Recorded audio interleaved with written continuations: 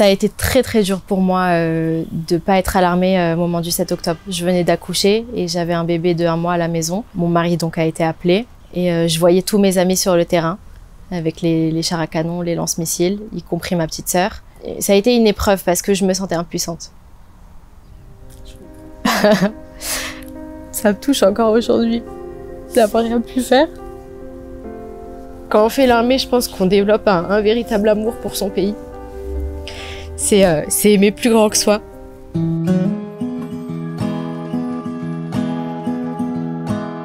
Liora Elbaz, bonjour. Bonjour. Tu es arrivée en Israël, tu avais 16 ans, il y a 11 ans. Qu'est-ce qui a déclenché ton alien? J'ai fait un volontariat, donc j'étais pendant 3 semaines dans une base militaire. J'ai aidé les soldats, c'était pendant Tzuk Eitan. Et les Chayalim rentraient justement de Gaza, des tunnels, et on les aidait à défaire leurs sacs, on les aidait à enlever les balles des chargeurs, à nettoyer leurs armes, à préparer les boîtes de conserve pour leur retour. Je sentais que je faisais quelque chose d'incroyable déjà, je sentais que j'aidais mon pays.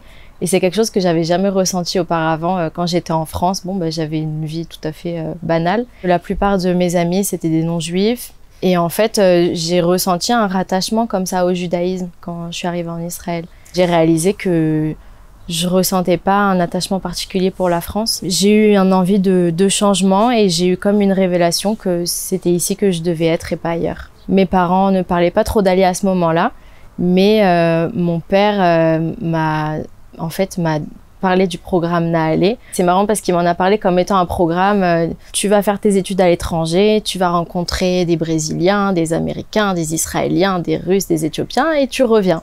Voilà, donc il me l'a présenté comme ça, l'expérience de faire ses études à l'étranger, comme si j'irais me faire mes études à New York. Et il m'avait parlé de ça, ça m'avait quand même parlé, c'est vrai qu'il m'a un peu poussée. Je pense qu'il voulait à sa manière nous faire partir pour nous rejoindre et pour faire l'Alia. Je pense que c'était aussi une question de préserver ses enfants et de nous mettre sur un chemin qui pourrait être meilleur que si on avait été resté en France. Alors, tu as étudié au lycée Yami Nord. Comment s'est passée cette année-là? Est-ce que c'était quelque chose qui reste gravé dans ta mémoire? Ah, totalement. Je pense que c'est une des plus belles expériences de ma vie. Je suis restée 3 ans là-bas. J'ai rencontré mon mari. On était très bons amis et on s'est réellement mis ensemble après l'internat. Donc on s'est mariés. Tout notre groupe d'amis, on est encore en contact. Mes meilleures copines ont été pendant 3 ans dans la même chambre. Aujourd'hui, nos enfants jouent ensemble. C'est quelque chose qui n'est pas donné à tout le monde, je pense. C'est vraiment merveilleux ce qu'on a vécu. Et au début, c'est vrai que ça ressemblait un peu à un centre aéré, on va dire. Je séchais les cours, je faisais un peu ce que je voulais. J'étais loin de mes parents. Et jusqu'à ce que l'équipe pédagogique nous a fait comprendre que si on veut vraiment réussir, que ce soit en Israël ou peu importe, il faut travailler, il faut se donner les moyens, il faut étudier. Donc j'ai tout fait après pour avoir mon bac, un bac israélien de Olim Khadashim. Mais c'est vrai que c'était très dur avec la langue, on parlait pas hébreu. On a beaucoup été aidés, vraiment l'équipe pédagogique était incroyable. Et celui qui nous a, encore aujourd'hui je suis en contact avec lui, c'est David Waki et je pense que tous ceux qui sont passés par Yami Nord peuvent le remercier. Vraiment, il nous a tellement aidés et il nous a prouvé qu'en Israël, on peut réussir. Quel genre de voie tu avais envie de suivre? Est-ce que tu avais des projets? J'aimais beaucoup le cinéma. À l'époque, je voulais faire du cinéma. D'ailleurs, quand j'avais rencontré mon beau-frère qui est Raphaël Elbaz, il m'avait parlé de là où il avait étudié. Et donc, avant de partir à l'armée, je suis même partie à Los Angeles pour visiter l'école de cinéma. Donc, ça s'est jamais fait, bien sûr. Et finalement, quand j'ai fini l'internat, j'ai voulu faire le programme Atouda. C'est un programme avec l'armée. Donc en fait, l'armée me paye les études et ensuite je suis redevable. Je travaille au sein de l'armée pendant un certain nombre d'années en carrière et donc je suis redevable à l'armée du fait qu'ils m'ont payé mes études. J'ai commencé ce programme. Je l'ai commencé à l'université hébraïque de Jérusalem. Je me suis vite rendu compte que c'était très compliqué, c'était pas pour moi. J'avais pas la langue, je devais passer des psychométries en hébreu et ils me donnaient pas la possibilité de le faire dans une autre langue. Je voulais faire architecte d'intérieur et eux, ce qu'ils proposaient, c'était génie civil. Alors, dans ma tête, ça se ressemblait, alors que pas du tout.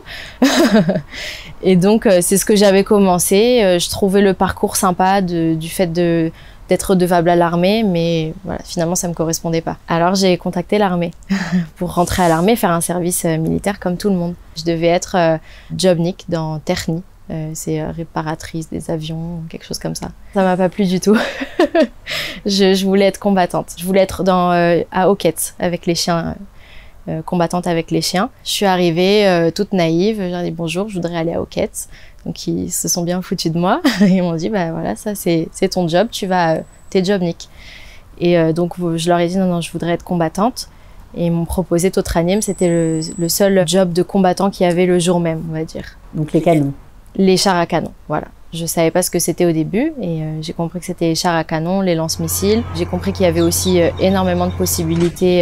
Il n'y a pas que ça en fait à Totranim. Il y a aussi beaucoup d'autres fonctions, on va dire. Il y a des drones, il y a beaucoup d'autres choses. Donc je me suis dit que je pouvais aller rentrer là-bas et choisir quelque chose qui allait m'intéresser. Comment ça s'est passé pour toi, qui était d'une nature, c'est assez rigolo, parce que quand on te voit, on ne t'imagine pas du tout combattante, donner des ordres. On a du mal quand on te voit une petite nature timide. J'étais assez timide au départ, non? Oui, j'étais très réservée. J'ai eu même beaucoup de mal à me faire des amis au début, parce que j'avais pas la langue, j'étais timide. C'était très dur pour moi, les 4 premiers mois, c'était les tironoutes, donc les classes. Finalement, en 4 mois, je parlais hébreu couramment. Je me suis fait des amis qui m'ont énormément aidée, qui m'apprenaient l'hébreu. J'ai voulu partir de Totranim, mais je suis tombée sur des commandants, des mefakdim, qui m'ont convaincue de rester. C'était pas évident au début parce qu'en fait, dans le job que je faisais, j'étais dans les lance-missiles. Il fallait que j'apprenne tout le fonctionnement d'un lance-missile, que ce soit la portée des missiles, que ce soit le rôle que le lance-missile fait au moment de guerre, en fonction de l'air, en fonction des portées aériennes, en fonction de quelle distance on veut tirer le missile. J'ai pas trop le vocabulaire en français, mais c'était beaucoup sur des ordinateurs une fois qu'on est dans le lance-missile. C'était énormément de codage. C'était très compliqué. J'avais beaucoup de mal à comprendre et c'est vrai qu'au début, on avait des tests à passer et j'en passais aucun. Donc plusieurs fois, on m'a recadré en me disant que si je me mettais pas à travailler comme il faut, on allait me mettre en tant que job ou quelque part ailleurs. Bon, finalement, voilà, j'ai appris, j'ai pris le temps, j'ai révisé, j'ai demandé à avoir une prof d'hébreu, parce qu'à l'armée, on te donne la possibilité d'avoir une prof d'hébreu qui peut t'aider à réviser, à réussir les examens. Donc c'est ce que j'ai fait. Je sortais les Shabbats et je sortais avec mes livres d'armée. Donc j'étudiais pendant les Shabbats. Après 8 mois de classe, de tironaute, on m'a parlé de faire une formation pour être mefakedet, pour être combattante. Donc j'ai eu un peu de stress. Je me suis dit mais ça me correspond pas. Est-ce que ça me correspond? Est-ce que j'en suis capable? J'avais très peur de ça parce que 1 mot sur 2, je buguais quand je parlais en hébreu. J'avais pas un très bon langage en hébreu, donc c'était très compliqué et je me voyais pas commander des hommes et aussi des femmes, mais surtout des soldats israéliens qui allaient sûrement rigoler de mon accent ou ne pas vouloir écouter parce que je bug quand je parle. Comment on dépasse ça? Je sais pas comment les gens font en général, mais moi ce que j'ai fait, c'est que j'ai fait semblant. J'ai fait comme si je savais faire ça. Je pense que c'est assez marrant, mais en fait, il y a eu des fois où je devais parler devant des hauts gradés, je devais présenter des présentations, des techniques de guerre. Je faisais comme si j'avais confiance en moi, comme si je savais exactement ce que je faisais. Et ça marchait à chaque fois. Je suis totalement convaincue que l'armée, c'est la plus grosse expérience qui a fait qui je suis aujourd'hui, qui m'a forgée, qui m'a construite. Je serais pas devenue la personne que je suis aujourd'hui sans l'armée. J'ai pas eu la chance d'être mefakedet, je voulais. Mais une fois que j'ai fini ma formation, je l'ai fini par excellence, avec Istainout on dit, et on m'a tout de suite proposé de devenir officier, donc Tina. En fait, à Totranim, il y a la possibilité de faire un parcours qui s'appelle le parcours d'étoiles. C'est de passer de soldat simple à Katzin, à officier. C'est 1 an et 8 mois de formation. C'est très long, c'est très intense. Quand on m'a proposé ça, j'y croyais pas. Encore une fois, je me suis dit c'est pas possible. Ils se sont trompés. Ils se sont trompés. Mais en fait, j'ai compris que là-bas, à l'armée, les personnes, mes fakdim, voyaient en moi quelqu'un que je ne voyais pas. Ils voyaient que j'étais capable de faire ça. Si on me l'a proposé, c'est que j'étais sûrement capable. J'ai fait plusieurs jobs en tant qu'officier. Mon premier job, ça a été pendant 8 mois de former ce qu'on appelle à l'armée des Tomre Lechima, c'est-à-dire tous les soldats qui vont être chauffeurs, cuisiniers, qui vont s'occuper de l'intendance, qui vont s'occuper des armes. Donc ce sont pas vraiment des combattants, ils savent combattre, mais ce sont ceux qui sont, on va dire, voilà, exactement, derrière les caméras, on va dire. C'était très dur parce qu'en fait, la plupart des soldats qui rentrent à l'armée et qui font ça, c'est des personnes qui ne veulent pas faire l'armée. Donc ça a été, je crois, le job le plus difficile que j'ai eu à l'armée, parce que j'avais en face de moi un groupe de 100 khayalim qui ne voulaient absolument pas être là. Et moi, j'étais toute fraîche, je sortais de la formation d'officier, et moi, j'étais toute contente à vouloir former. J'étais très sioniste, et je voulais former des soldats qui allaient combattre, qui allaient être là, sauver le pays. Et j'avais en face de moi des hommes qui me crachaient à la gueule. Comment on fait? Je suis restée moi-même. Et j'ai essayé, comme j'ai pu, de leur faire comprendre la signification de leur job, que sans eux, l'armée ne tenait pas debout. Et ça a marché, avec beaucoup de temps, et beaucoup de patience, et beaucoup de discussions. J'avais un soldat très très difficile qui fuguait tout le temps, et l'armée voulait le mettre en prison. Ça a été très très dur de le recadrer, on va dire. À la fin de la formation que j'ai dû lui faire, il est venu me voir et il m'a dit si tu n'avais pas été, j'aurais fini ma vie en prison. Et ça, c'est quelque chose. J'ai compris que j'avais fait. C'est-à-dire que l'armée, ça peut être autant la protection du pays, mais autant apporter quelque chose à des personnes, à des soldats, être là pour eux. Et ça, je m'en rappellerai toute ma vie. Ça m'a beaucoup touchée et j'ai compris que j'avais bien fait mon job. Ensuite, j'étais officière sur le terrain, au Gdoud, pendant 1 an. Ça, c'était une des plus belles expériences que j'ai eues de l'armée parce que j'ai visité tout Israël. J'ai fait le Hermon, donc la frontière de la Syrie. J'ai fait toute la frontière avec la Jordanie, la mer Morte, Jéricho, jusqu'à Eilat. C'était exceptionnel. Tous les jours, je découvre un nouveau paysage. Je pense que je peux dire qu'aujourd'hui, du Hermon jusqu'à Eilat, je connais par cœur, je sais exactement tout ce qu'il y a sur cette route. C'était juste merveilleux. Je ressentais vraiment la signification de ce que c'est protéger notre pays, parce qu'on a un pays magnifique. Et quand on voit pas toutes ces choses, on le sait pas encore. Ça a été quand même très difficile cette période parce que c'était sur le terrain et qu'on intervenait à chaque fois qu'il y avait que ce soit des attentats, des jets de pierre sur les routes, sur les voitures. On a fait des arrestations. J'ai perdu des amis à l'armée. On a arrêté des terroristes. C'était une période très intense et je pense que c'est la période à l'armée qui m'a le plus renforcée. Parce que ces choses-là, je connaissais pas avant. On dormait pas. Et c'était pas facile, on était tout le temps, on n'avait pas le droit d'enlever nos madjib, nos vestes, nos armes, comme un homme. mais j'ai adoré cette période-là, parce que c'est à ce moment-là que je faisais vraiment quelque chose de mes mains. À ce moment-là, je ressentais le sacrifice que c'est d'être à l'armée, qu'à n'importe quel moment, peut arriver quoi que ce soit. J'étais très fière. On t'a proposé d'évoluer au sein de l'armée? En fait, le dernier job que j'ai fait, ça a été d'être Samer Pempé. Donc à ce moment-là, je m'occupais de tout ce qui est logistique, c'est-à-dire que les bus, la nourriture pour les soldats, les munitions, les armes, tout ça, c'est moi qui le gérais. Et quand mon supérieur n'était pas là, je gérais toute la plouga, 100 d'hommes, hommes et femmes. Il y avait quelques femmes aussi, pas beaucoup, mais plus des hommes. Donc on m'a proposé d'évoluer et à ce moment-là, on m'a proposé de signer encore 2 ans et de devenir moi-même MP. À ce moment-là, avec mon copain, on était ensemble depuis longtemps. Il avait fini l'armée depuis 1 an et demi, il m'attendait pour se marier. Et en fait, le job qu'on m'avait proposé, si j'avais accepté, j'aurais été la première MP femme dans les chars à canon de Totranim. J'ai regretté de refuser. J'ai refusé parce qu'on voulait se marier et que j'ai réalisé que c'était pas un job pour une femme qui veut fonder une famille, surtout que c'était être tout le temps à la base et sur le terrain. Donc j'ai refusé et j'ai regretté. Je l'ai fait à contre-cœur. Tu aurais voulu être dans ce job-là quand le 7 octobre est arrivé? Ça a été très très dur pour moi de pas être à l'armée au moment du 7 octobre. Je venais d'accoucher et j'avais un bébé de 1 mois à la maison. Mon mari donc a été appelé.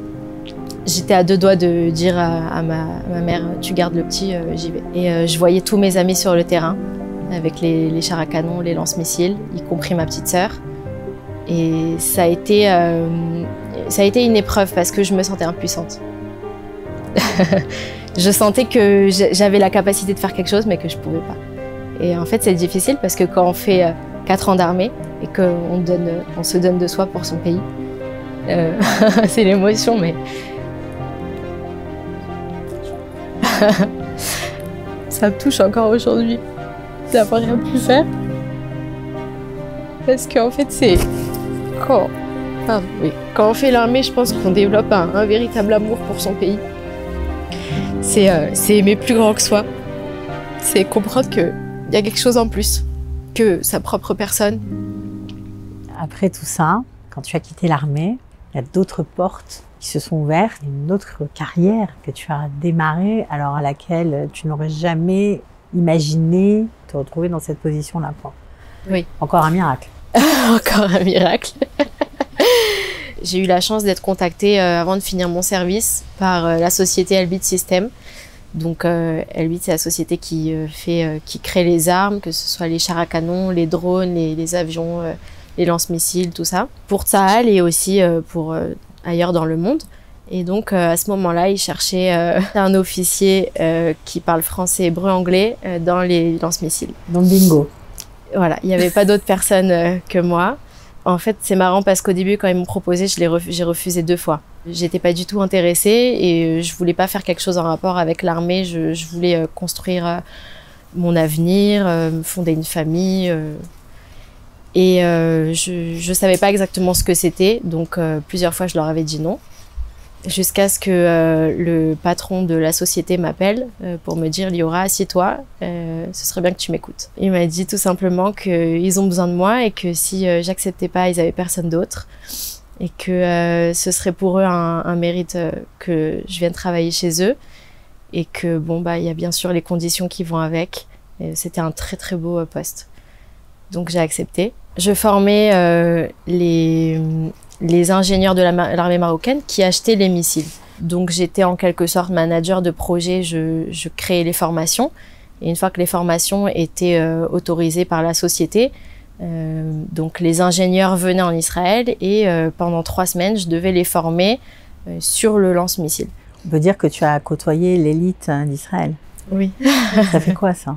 Quand on est une petite Ola Khanasha, c'est fou quand même. Jusqu'à aujourd'hui, quand j'en parle, je réalise pas que c'est moi qui ai fait ça. J'ai du mal encore à réaliser que j'ai fait tout ça et je pense que c'est un mérite, mais je me suis donné les moyens aussi. Qu'est-ce que tu peux conseiller à des jeunes, voilà, qui t'écoutent et qui ont les yeux qui brillent? Bah, c'est vrai, franchement, ça force l'admiration. Tu peux leur dire quoi? Leur donner quoi comme conseil? Déjà de croire en eux, parce que c'est ce qui m'a aidé à avancer. Et à chaque fois qu'on m'a mis des bâtons dans les roues, que ce soit pour être officier, on me disait « t'as pas la langue, tu peux pas le faire, tu sais pas parler hébreu, pourquoi tu donnerais des ordres à des soldats? T'es une petite Ola Khadasha qui tu es pour être officier à l'armée ?» Et on me parlait comme ça, donc j'y croyais en moi et je savais que j'avais quand même la capacité. Donc je me suis donné les moyens et je pense que en se donnant les moyens, on peut tout à fait réussir dans ce qu'on veut faire. Mais surtout, il faut comprendre que la société israélienne nous ouvre des portes. Je le dis humblement, mais je pense que j'en suis la preuve. Et j'ai eu la chance d'avoir été contactée par une très grande société. Et ça, c'est parce que je me suis intégrée. Je me suis forcée à m'intégrer. J'ai fait l'armée. Que ce soit le Shirut Leumi aussi, c'est aussi en s'intégrant.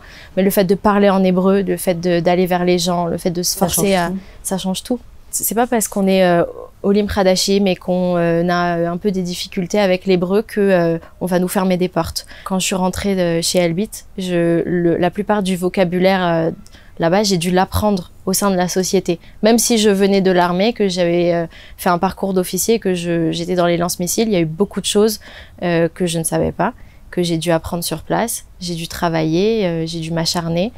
Et c'est en se donnant les moyens qu'on réussit. et surtout en croyant en soi-même. Alors, quand on te voit comme ça, avec ta jolie robe rose, on n'imagine pas du tout que tu as fait tout ça. Et on se demande ce que tu es devenue, que tu deviens, ce que tu fais au quotidien aujourd'hui. On va dire que j'ai troqué les armes pour la mode. C'est vrai que j'aime beaucoup la mode. Là, je suis à ma 2e école de couture. J'ai étudié aussi le stylisme, le conseil en images. J'aimerais beaucoup lancer ma marque de vêtements en Israël. J'aimerais beaucoup faire des prestations de conseil en images, de relooking. Très loin des missiles. Très loin. J'aime les deux. C'est vrai que oui, aujourd'hui, ça coordonne plus avec mon rôle de maman, de femme mariée. C'était dur alors pour quelqu'un comme toi qui aime la mode d'être en vert pendant 4 ans, quoi. Ça devait pas être facile. Oui, honnêtement, surtout quand j'ai fini l'armée après 4 ans en Madim, je savais pas du tout comment m'habiller. J'ai énormément eu de mal avec ça.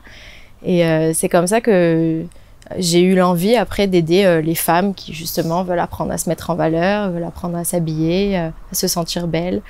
Parce que c'est vrai que quand on est en Madim pendant 4 ans, on est très masculine, on n'est pas du tout féminine. Qu'est-ce que tu préfères ici? J'aime énormément le naturel des Israéliens. L'authenticité. Je pense que quand on apprend à les connaître, on est tout de suite, on sent que c'est familial. On sent que c'est comme une famille. Je peux taper la discute avec un chauffeur de taxi, on peut devenir super copains en 15 minutes de trajet, chose qui n'arrivera pas du tout en France. Je pense qu'on a tous quelque chose en commun en Israël. Quand on arrive en Israël et qu'on vit ce que les habitants vivent, que ce soit la guerre, que ce soit l'armée, les roquettes toute la journée. Ça crée une sorte de fraternité, de solidarité. On se sent tous solidaires les uns avec les autres. On a toujours envie d'aider. Si j'ai pas de miklat, ma voisine elle va m'accueillir dans son miklat. C'est très fraternel, je trouve. Et ça j'adore. J'adore. Et je pense que les gens qui disent j'aime pas les Israéliens, ils sont hautains, ils sont comme ci, ils sont comme ça. Je peux les comprendre parce qu'ils ont une certaine mentalité et ils sont forts de caractère, ils sont durs, mais je pense qu'ils sont comme ça parce qu'ils vivent en Israël, par ce qu'ils vivent en Israël, parce qu'on vit en Israël en fait. Et je pense le fait de vivre en Israël, ça nous renforce et ça nous rend aussi comme ça. On a soif de vivre, on a soif voilà, on vit comme si chaque jour était le dernier. Ça donne beaucoup de sens. En fait, on se sent chez soi. On n'a pas honte d'être qui on est, on n'a pas honte d'être juif, on n'a pas honte de notre judaïsme, on n'a pas à se cacher, c'est naturel. Ce pays sera toujours protégé quoi qu'il arrive, il faut pas avoir peur, il faut justement avoir foi, avoir espoir en l'avenir, en l'armée, en Dieu.